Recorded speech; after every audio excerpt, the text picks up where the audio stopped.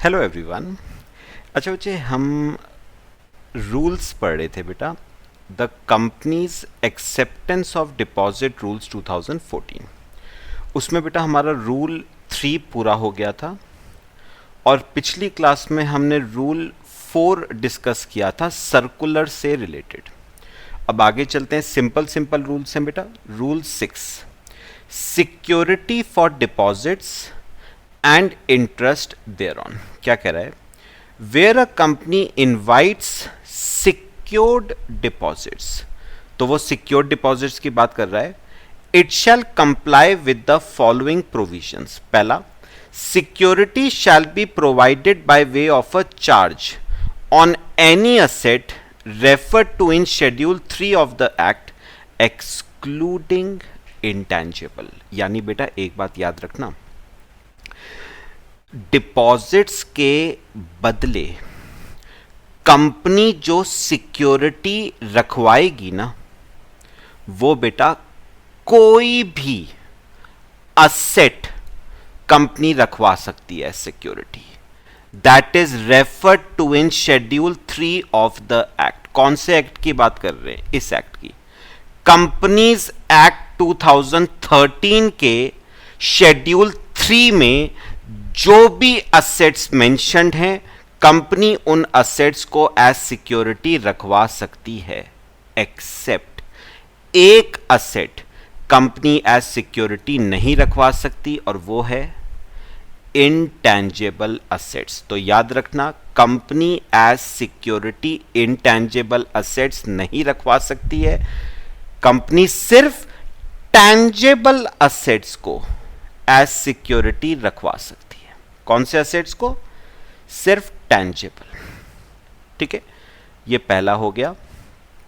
Second, the amount of such deposits and interest there on shall not exceed market value of such assets as assessed by the registered valuer. बेटा एक बात याद रखना, जो assets company ने as security रखवाए हैं ना, उन असेट्स की मार्केट वैल्यू, उन असेट्स की बेटा मार्केट वैल्यू या तो मोर देन होनी चाहिए या इक्वल टू होनी चाहिए प्रिंसिपल अमाउंट, ठीक है, प्लस इंटरेस्ट। जो असेट्स एज सिक्योरिटी रखवाए गए हैं उनकी मार्केट वैल्यू डिपॉजिट्स की अमाउंट और इंटरेस्ट की अमाउंट के या तो बराबर होनी चाहिए या उससे ज्यादा होनी चाहिए। वाइस वर्सा नहीं हो सकता है बेटा। प्रिंसिपल का अमाउंट और इंटरेस्ट का अमाउंट मार्केट वैल्यू को एक्सीड नहीं करना चाहिए। मार्केट वैल्यू एक्स ज्यादा होनी चाहिए बेटा प्रिंसिपल अमाउंट और इंटरेस्ट से। प्रिंसिपल और इंटरेस्ट मार्केट वैल्यू से ज्यादा नहीं होना चाहिए। ठीक है। अच्छा, तीसरा, the security shall be created in favour of a trustee for depositors. ये बेटा हम नेक्स्ट रूल में पढ़ेंगे ट्रस्टी फॉर डिपॉजिटर्स के बारे में। आपको शायद याद आएगा, हमने सेक्शन 71 पढ़ा था पिछले चैप्टर में डिबेंचर्स का। वहां पर भी अगर आपको याद हो तो एक डिबेंचर ट्रस्टी अपॉइंट किया गया था जो डिबेंचर होल्डर्स के इंटरेस्ट को प्रोटेक्ट करता था। वैसे यहां पर भी डिपॉजिटर्स के लिए एक ट्रस्टी अपॉइंट किया जाएगा जिसका बेसिक फंक्शन यही होगा, to protect interest of depositors. ठीक है, देखो रूल 7 उसी के बारे में। Appointment of trustee for depositors, rule 7 बेटा बिल्कुल सेम रूल्स हैं जो आपने डिबेंचर ट्रस्टी के पढ़े थे, बिल्कुल सेम। देखो, पहला, a company shall not issue circular or advertisement inviting secure deposit unless the company has appointed one or more trustees for depositors। तो एक बात याद रखना बेटा, कंपनी सर्कुलर इशू नहीं कर सकती है बेटा फॉर्म DPT 1, ठीक है, या कंपनी एडवर्टिजमेंट नहीं दे सकती है फॉर इनवाइटिंग डिपॉजिट्स जब तक बेटा क्या ना अपॉइंट कर दिया जाए, एक ट्रस्टी ना अपॉइंट कर दिया जाए फॉर डिपॉजिटर। कंपनी एक अपॉइंट कर सकती है या एक से ज्यादा ट्रस्टी अपॉइंट कर सकती है फॉर डिपॉजिटर्स। तो मैं एक बार दोबारा बोल रहा हूं, कंपनी सर्कुलर, कंपनी एडवर्टाइजमेंट तब तक इशू नहीं कर सकती है जब तक कंपनी पहले किसको ना अपॉइंट कर ले, ट्रस्टी फॉर डिपॉजिटर्स को ना अपॉइंट कर ले। एक को अपॉइंट कर सकती है या एक से ज्यादा को। और बेटा इनका बेसिक फंक्शन अगर मैं पूछूं तो क्या होता है, to protect interest of depositors, to protect interest of depositors. ठीक है, अच्छा, a written consent shall be obtained from the trustees for depositors before their appointment। Obvious ही बात है बेटा, जिस पर्सन को आप ट्रस्टी अपॉइंट कर रहे हो, अपॉइंट करने से पहले उसका रिटन कंसेंट लेना जरूरी है। जब तक वो ट्रस्टी अपना रिटन कंसेंट नहीं देगा आप उसको अपॉइंट नहीं कर सकते। तीसरी बात, a statement shall appear in the circular or advertisement with reasonable prominence to the effect that trustee for depositors have given their consent to the company for such appointment। और बेटा जो सर्कुलर या advertisement issue होगा ना, उसमें साफ साफ ये मेंशन किया जाएगा कि जो ट्रस्टीज फॉर डिपॉजिटर्स अपॉइंट करे गए हैं उन्होंने अपना रिटन कंसेंट कंपनी को दे दिया है। यह बात क्लियरली मेंशन्ड होगी उस सर्कुलर या एडवर्टाइजमेंट में। ठीक है, फिर the company shall execute a debenture trust deed in form DPT to at least 7 days before issuing the circular और एडवर्टाइजमेंट। बेटा एक बात याद रखना, सुनो,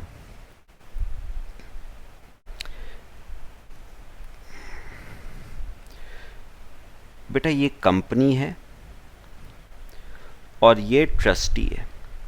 तो उन्होंने पता है क्या कहा कि कंपनी जब ट्रस्टी को अपॉइंट करेगी ना बेटा, तो इन दोनों के बीच में एक अग्रीमेंट बनेगा, कंपनी के बीच में और ट्रस्टी के बीच में एक अग्रीमेंट बनेगा। ठीक है, उस अग्रीमेंट को हम नाम दे रहे हैं ट्रस्ट डीड। ये ट्रस्ट डीड बनेगी फॉर्म डीपीटी 2 में सर्कुलर इशू करने से 7 दिन पहले, 7 days बिफोर। तो बेटा याद रखना, सर्कुलर इशू करने से कम बेटा 7 दिन पहले आपको ट्रस्टी अपॉइंट करना पड़ेगा और उसके साथ एग्जीक्यूट करनी पड़ेगी एक ट्रस्ट डीड फॉर्म डीपीटी 2 में। ठीक है, ये एक अग्रीमेंट होगा कंपनी और ट्रस्टीज के बीच में। ठीक है, क्लियर हुआ बेटा सबको? बेटा ये ना मिसप्रिंट है थोड़ा सा, ये पॉइंट ई है और ये फिर पॉइंट नंबर 1 2 3 4 5 6। ठीक है, पॉइंट नंबर ई क्या है बेटा? पॉइंट नंबर ई है, a person shall not be appointed as a trustee for the depositors if the proposed trustee.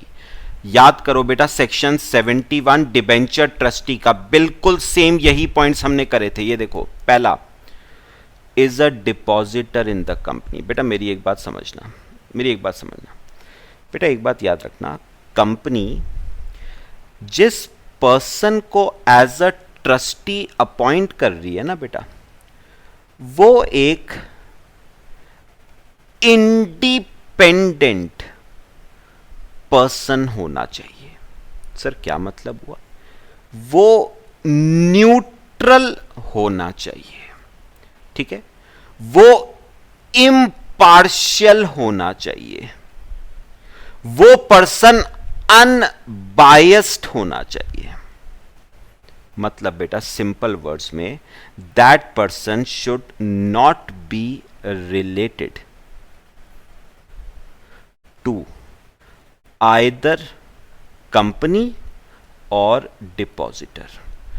तो वो पर्सन कंपनी या डिपॉजिटर से रिलेटेड नहीं होना चाहिए, क्योंकि बेटा अगर आप ऐसे पर्सन को ट्रस्टी अपॉइंट करते हो जो कंपनी या डिपॉजिटर से जुड़ा हुआ है, उससे रिलेटेड है, तो वो पर्सन इंडिपेंडेंट नहीं होगा। और क्योंकि वो पर्सन इंडिपेंडेंट नहीं होगा बेटा, वो पार्शियलिटी करेगा, वो बायसनेस करेगा, वो डिपॉजिटर्स के इंटरेस्ट को प्रोटेक्ट नहीं कर पाएगा। इसीलिए उन्होंने कहा पर्सन ऐसा चुनना डिपॉजिटर ट्रस्टी का जो इंडिपेंडेंट हो, इम्पार्शियल हो, अनबायस्ड हो, न्यूट्रल हो। वो न्यूट्रल होके फैसले कर पाए, तभी वो अपनी ड्यूटीज को परफॉर्म कर पाएगा। अब सुनो, पहला कौन ट्रस्टी नहीं बन सकता है? डिपॉजिटर। बेटा डिपॉजिटर खुद ही ट्रस्टी नहीं बन सकता। अगर डिपॉजिटर को खुद ही ट्रस्टी बना दोगे, तो वो कंपनी के बारे में नहीं सोचेगा, वो तो अपने बारे में सोचेगा। तो मैंने कहा था ऐसा पर्सन चुनना जो इंडिपेंडेंट हो। तो आप डिपॉजिटर को ही कैसे बना दोगे बेटा ट्रस्टी? दूसरा, इज अ डायरेक्टर, की मैनेजरियल पर्सनल और एनी अदर ऑफिसर और एन एम्प्लॉय। बेटा याद रखना, अगर कोई पर्सन डायरेक्टर है, की मैनेजरियल पर्सनल है, ऑफिसर है, एम्प्लॉय है, किसका? कंपनी का, या कंपनी की होल्डिंग का, या कंपनी की सब्सिडरी का, या कंपनी की एसोसिएट का। तो याद रखना, अगर कोई पर्सन कंपनी का, मेरी कंपनी का डायरेक्टर है, की मैनेजरियल पर्सनल है, ऑफिसर है, एम्प्लॉय है, तो बेटा वो याद रखना वो तो कंपनी का ही बंदा है, वो इंडिपेंडेंट कैसे होगा? तो आप उसको ट्रस्टी अपॉइंट नहीं कर सकते। इवन अगर कोई पर्सन मेरी होल्डिंग का, मेरी सब्सिडरी का, मेरी एसोसिएट का डायरेक्टर, की मैनेजरियल पर्सनल, ऑफिसर या एम्प्लॉय है, वो भी मेरे ही हक में फैसले करेगा, he is also not independent, तो आप उसको भी ट्रस्टी अपॉइंट नहीं कर सकते। अच्छा, is indebted to the company or its subsidiary or its holding or associate। is indebted। बेटा is indebted का मतलब क्या हुआ? कोई ऐसा पर्सन जिसने कंपनी का, ठीक है, या कंपनी की सब्सिडरी का, या कंपनी की होल्डिंग का, या कंपनी की एसोसिएट का पैसा देना है। मतलब कंपनी ने पैसा लेना है किसी पर्सन से, यानी आप कह सकते हो कंपनी ने पैसा लेना है, डेटर ऑफ कंपनी। तो कंपनी का जो डेटर है ना, वो भी ट्रस्टी नहीं बन सकता, क्योंकि इनडायरेक्टली वो भी कंपनी से बेटा क्या है? रिलेटेड है, he is not independent. Has any material pecuniary relationship with the company. मैंने आपको उस वक्त भी बताया था बेटा, पिक्यूनरी रिलेशनशिप का क्या मतलब होता है? Monetary relationship. तो बेटा अगर किसी पर्सन का कंपनी के साथ मॉनेटरी लेन देन है बेटा, मॉनेटरी लेन देन मटेरियल होनी चाहिए। मटेरियल मतलब क्या? हाई अमाउंट की, हैवी अमाउंट, छोटी मोटी नहीं, छोटी मोटी बात नहीं कर रहा हूं मैं। 10 रुपए, 20 रुपए, 100 रुपए, 1000 रुपए, मैं उसकी बात नहीं कर रहा हूं, करोड़ों की बात कर रहा हूं बेटा मैं। मैटीरियल मॉनेटरी रिलेशनशिप अगर किसी पर्सन की कंपनी के साथ है, लेन देन है मॉनेटरी, मैटीरियल, तो वो भी पर्सन बेटा कंपनी का ट्रस्टी नहीं बन सकता है। फिर has given any guarantee in respect of deposits accepted by the company और इंटरेस्ट देयर ऑन। याद रखना, अगर किसी पर्सन ने कंपनी को गारंटी दी है किसी डिपॉजिट पे, तो याद रखना जिस पर्सन ने गारंटी दी है वो भी कंपनी से डायरेक्टली इनडायरेक्टली रिलेटेड ही है, तो वो भी ट्रस्टी अपॉइंट नहीं हो सकता बेटा, वो भी इंडिपेंडेंट नहीं है, वो भी डिपॉजिटर्स के इंटरेस्ट को प्रोटेक्ट नहीं कर पाएगा, he is somewhere related to the company. और लास्ट आता है is related to any person specified in point 1 और 2 अबव। मतलब बेटा 1 और 2 अबव में डिपॉजिटर ट्रस्टी नहीं बन सकता, और बेटा डिपॉजिटर का ना रिलेटिव भी ट्रस्टी नहीं बन सकता। Related to any person specified in point 1, मतलब डिपॉजिटर या डिपॉजिटर का रिलेटिव ट्रस्टी नहीं बन सकता। तो बेटा मैंने अगर कंपनी को डिपॉजिट्स दिए हैं तो मैं और मेरे फादर दोनों ट्रस्टी नहीं बन सकते बेटा, मैं तो डिपॉजिटर हूं, मैं तो बन ही नहीं सकता, मेरे रिलेटिव मेरे फादर भी ट्रस्टी अपॉइंट नहीं हो सकते। और बेटा डायरेक्टर, की मैनेजरियल पर्सनल ऑफिसर और an employee and their relative, यहां पर लिख देता हूं एंड देयर रिलेटिव, तो डायरेक्टर और डायरेक्टर का रिलेटिव दोनों ट्रस्टी नहीं बन सकते, की मैनेजरियल पर्सोनल और उसका रिलेटिव दोनों ट्रस्टी नहीं बन सकते, कंपनी का ऑफिसर या उसका रिलेटिव दोनों नहीं बन सकते बेटा ट्रस्टी, एम्प्लॉय और एम्प्लॉय का रिलेटिव दोनों ही ट्रस्टी नहीं बन सकते। बेटा वो ना अगर रिलेटिव को आप बना देते हो ना, तो बेटा रिलेटिव किसका? डायरेक्टर का, और डायरेक्टर किससे जुड़ा हुआ है? कंपनी से जुड़ा हुआ है बेटा, तो रिलेटिव भी डिपॉजिटर को इंटरेस्ट को प्रोटेक्ट नहीं कर पाएगा, वो भी कहीं ना कहीं झुका जाएगा बेटा, किसकी तरफ? कंपनी की तरफ उसका झुकाव होगा, क्योंकि उसका रिश्तेदार डायरेक्टर है उस कंपनी में, तो मेरा झुकाव बेटा कहीं ना कहीं उस कंपनी के प्रति होगा। तो ये लोग बेटा ट्रस्टी अपॉइंट नहीं हो सकते हैं। ठीक है, 6 लोग हैं बेटा, क्लियर हुआ सबको? फिर ई पॉइंट क्या है?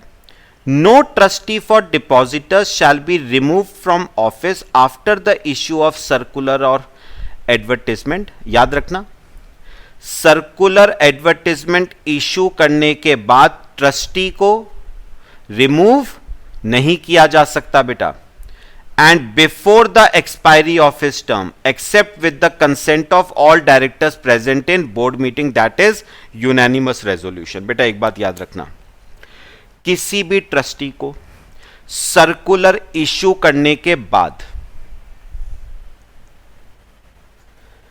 किसी भी ट्रस्टी को सर्कुलर इश्यू करने के बाद रिमूव नहीं किया जा सकता है until और अनलेस सारे डायरेक्टर्स बोर्ड मीटिंग में अपना क्या दे? कंसेंट दे बेटा। याद रखना, मेजॉरिटी से काम नहीं चलेगा बेटा, सारे डायरेक्टर्स का कंसेंट चाहिए, मतलब यूनानिमस रेजोल्यूशन होता है। सारे डायरेक्टर्स एक आवाज में जब बोलेंगे ना हां ट्रस्टी को रिमूव किया जाए, तभी वो ट्रस्टी रिमूव होगा, नहीं तो ट्रस्टीज को रिमूव नहीं किया जा सकता है। ठीक है, further in case the company is required to have independent directors as per section 149(4), at least 1 independent director shall be present in such board meeting.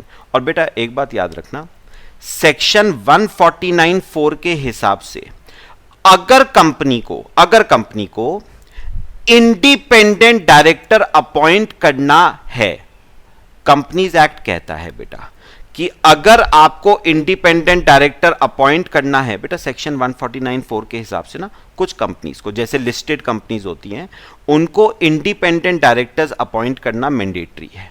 तो अगर आपकी कंपनी सेक्शन 149(4) में कवर्ड है और आपको इंडिपेंडेंट डायरेक्टर अपॉइंट करना मैंडेटरी है, तो उस मीटिंग में, बोर्ड मीटिंग में बेटा वो इंडिपेंडेंट डायरेक्टर भी प्रेजेंट होना चाहिए, उसका भी कंसेंट चाहिए।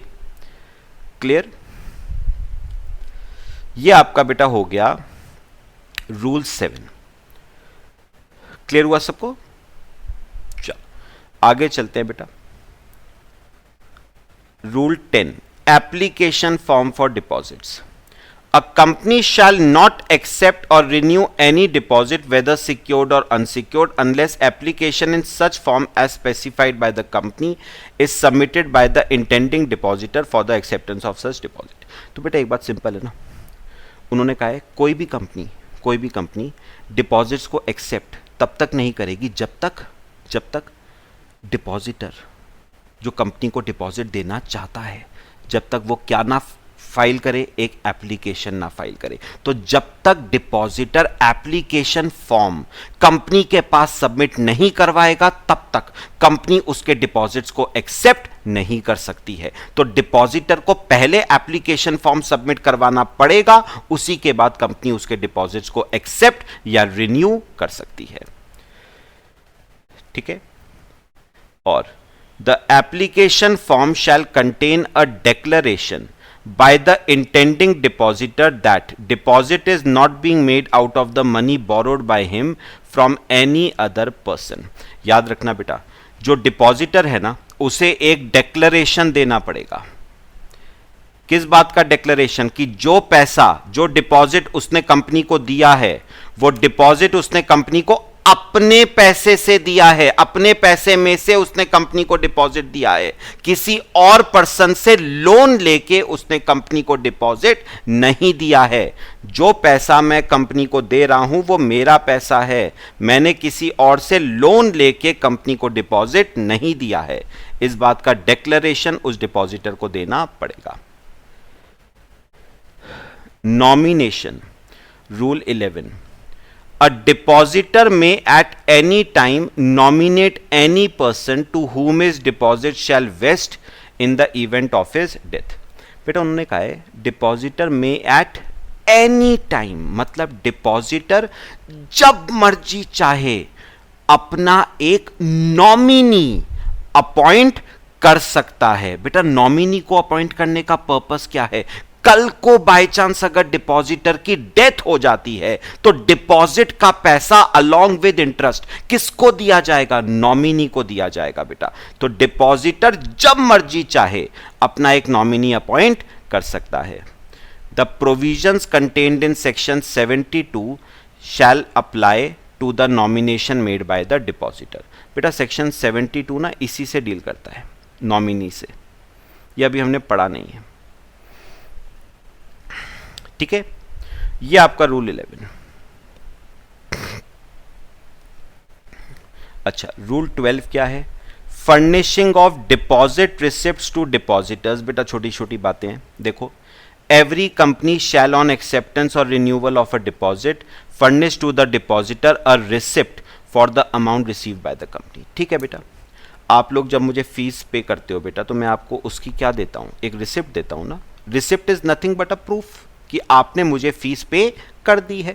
सिमिलरली बेटा डिपॉजिटर कंपनी को जब डिपॉजिट का पैसा देगा तो कंपनी का फर्ज बनता है कि वो डिपॉजिटर को उसकी क्या दे? एक रिसिप्ट दे। वो रिसिप्ट एक प्रूफ है कि डिपॉजिटर ने कंपनी को इतना अमाउंट ऑफ डिपॉजिट पे किया है। ठीक है, फिर such receipt shall be furnished to the depositor within 21 days from the date of receipt of money or realization of check or date of renewal. तो बेटा ये कितने डेज के अंदर अंदर पे करना है, इशू करनी है डिपॉजिट रिसिप्ट? 21 दिनों के अंदर अंदर। बेटा 21 दिन कहां से? From the date of receipt of money. बेटा receipt of money word use कर रहे हैं। अगर पैसा दिया गया है कैश में तो कैश मिलने के 21 दिनों के अंदर अंदर डिपॉजिट रिसिप्ट इशू करनी है। अच्छा, realisation of cheque word use किया गया है। अगर पेमेंट की गई है चेक में तो जिस दिन चेक एनकैश हुआ बेटा बैंक में, उस दिन से 21 दिनों के अंदर अंदर कंपनी का यह फर्ज बनता है कि वो डिपॉजिटर को क्या इशू करे? Deposit receipt. ठीक है, 21 डेज याद करना। फिर The deposit receipt shall be signed by an officer of the company duly authorized by the board. तो बेटा साइन किसका होगा डिपॉजिट रिसिप्ट पे? कंपनी के किसी ऑफिसर का, जिसको साइन करने की अथॉरिटी किसने दी है? बोर्ड ऑफ डायरेक्टर्स ने। वही ऑफिसर साइन कर सकता है जिसके पास साइनिंग अथॉरिटी है। जो अथॉरिटी किसने दी है उसको? बोर्ड ऑफ डायरेक्टर्स ने। और लास्ट आता है बेटा इसमें, the deposit receipt shall contain the following details. बेटा क्या क्या होना चाहिए डिपॉजिट रिसिप्ट पे? डेट ऑफ डिपॉजिट, जिस दिन डिपॉजिट दिया गया है, name and address of depositor, कितना पैसा मिला है, रेट ऑफ इंटरेस्ट, और जिस दिन वो डिपॉजिट रीपेबल है। ये सब बातें उस डिपॉजिट रिसिप्ट पे मेंशन होनी चाहिए। ये आपका रूल 12। समझ आ रहा है बेटा? सिंपल सिंपल बातें।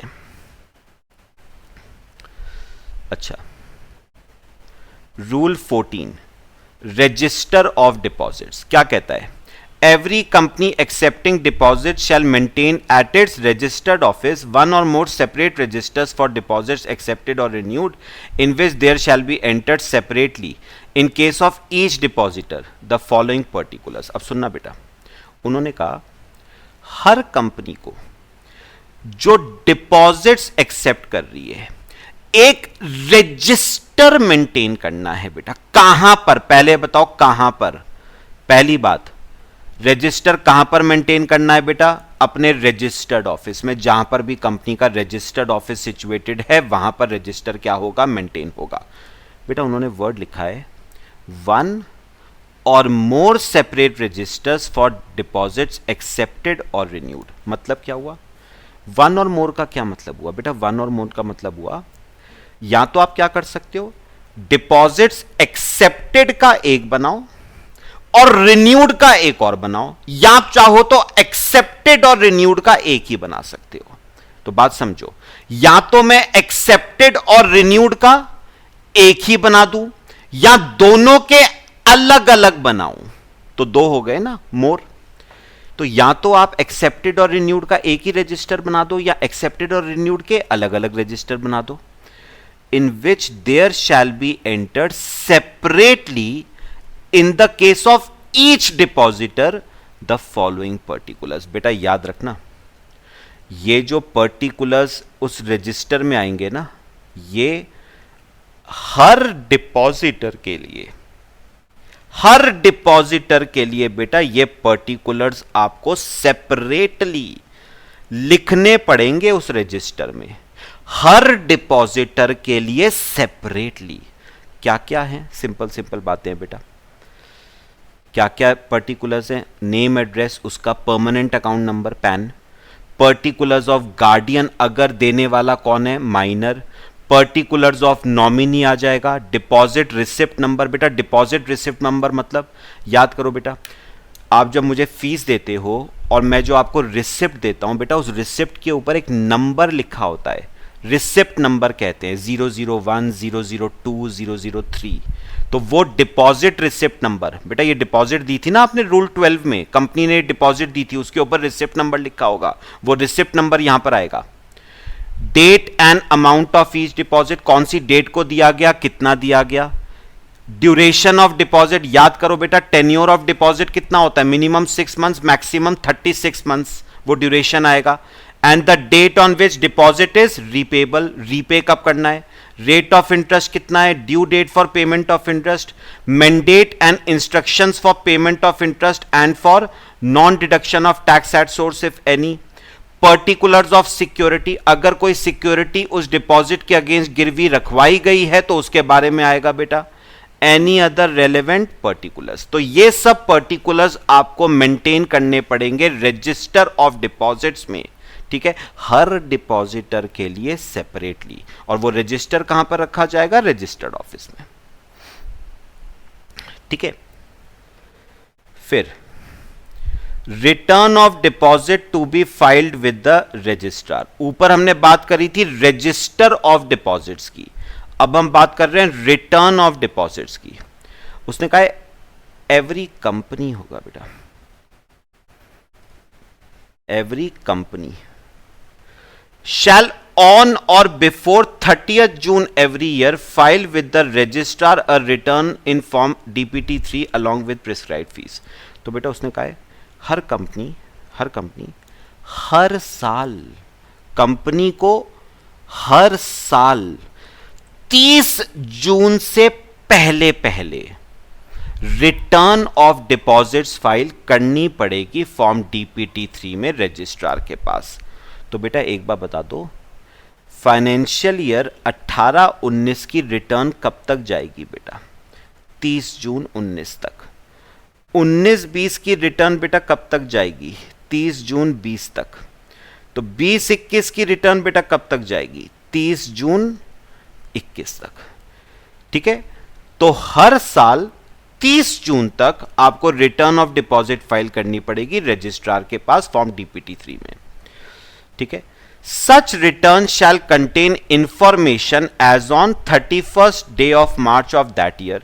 और बेटा इस रिटर्न में ना, ये जो 30 जून 19 को रिटर्न गई है, इसमें कौन से डिपॉजिट्स की डिटेल्स होंगी? कौन से डिपॉजिट्स की डिटेल्स होंगी? जो बेटा 18-19 में एक्सेप्ट हुए, रीपे हुए। मतलब सारी इंफॉर्मेशन वो आएगी जो 18-19 की है बेटा। ऐसे ही जो ये वाली रिटर्न है बेटा, जो 30 जून 20 को जारी है, इसमें कौन सी इंफॉर्मेशन आएगी? जो फाइनेंशियल ईयर 19-20 से रिलेटेड है। अच्छा, 30 जून 21 को जो रिटर्न जारी है, इसमें कौन सी इंफॉर्मेशन आएगी? जो 20-21 से रिलेटेड है।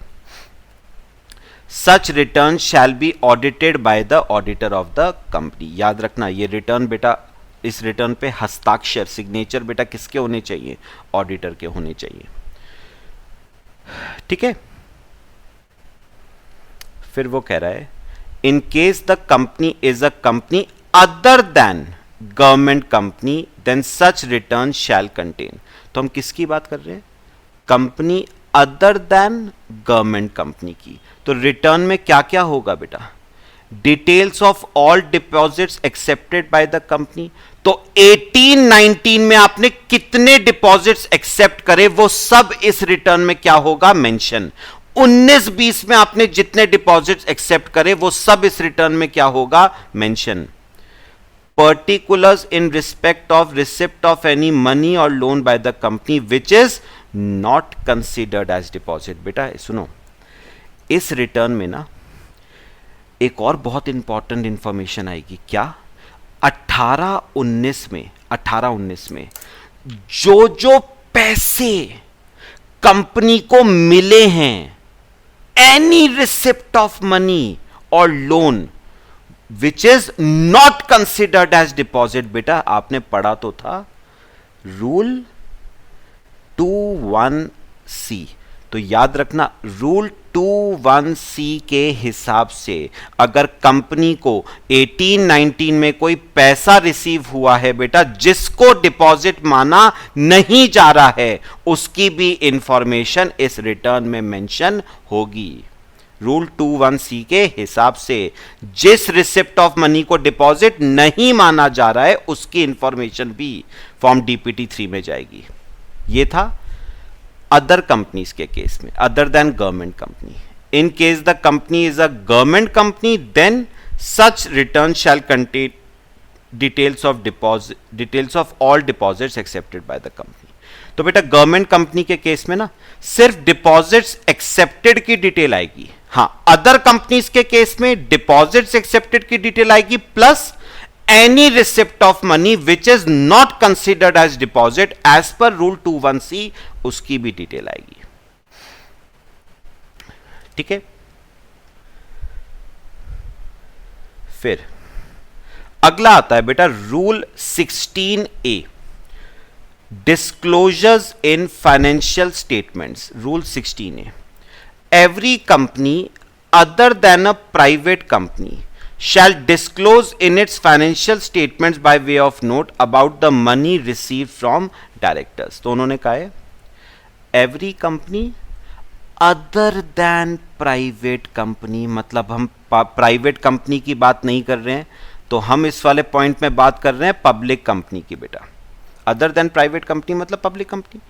तो उसने कहा जो पब्लिक कंपनी है ना, उसको अपनी फाइनेंशियल स्टेटमेंट्स में डिस्क्लोज करना पड़ेगा अगर कोई अमाउंट पब्लिक कंपनी को डायरेक्टर से रिसीव हुआ है। ठीक है, फाइनेंशियल स्टेटमेंट्स में मेंशन करना पड़ेगा। अच्छा, फिर every private company shall disclose in its financial statements about the money receive from directors and their relatives. बेटा एक बात याद रखना, प्राइवेट कंपनी के केस में फाइनेंशियल स्टेटमेंट्स में डिस्क्लोज करना पड़ेगा अगर प्राइवेट कंपनी को कोई पैसा डायरेक्टर से मिला है या उसके रिलेटिव से मिला है। बेटा याद करोगे जरा,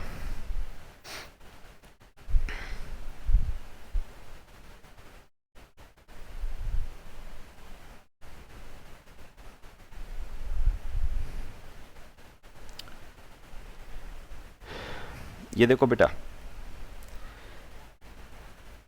amount received from a director, any amount received from director of a company weather private और पब्लिक और relative of director of a private company. बेटा याद रखना, पब्लिक कंपनी के केस में अगर डायरेक्टर से कोई पैसा मिलता है तो उसे डिपॉजिट माना नहीं जाता, और प्राइवेट कंपनी के केस में अगर डायरेक्टर प्लस उसके रिलेटिव से मिलता है तो उसे डिपॉजिट नहीं माना जाता है। तो यह बात आपको फाइनेंशियल स्टेटमेंट्स में डिस्क्लोज करनी पड़ेगी कि पब्लिक कंपनी के केस में डायरेक्टर से कितना मिला है और प्राइवेट कंपनी के केस में डायरेक्टर प्लस रिलेटिव से कितना मिला है। फाइनेंशियल स्टेटमेंट्स में आपको डिस्क्लोज करना पड़ेगा।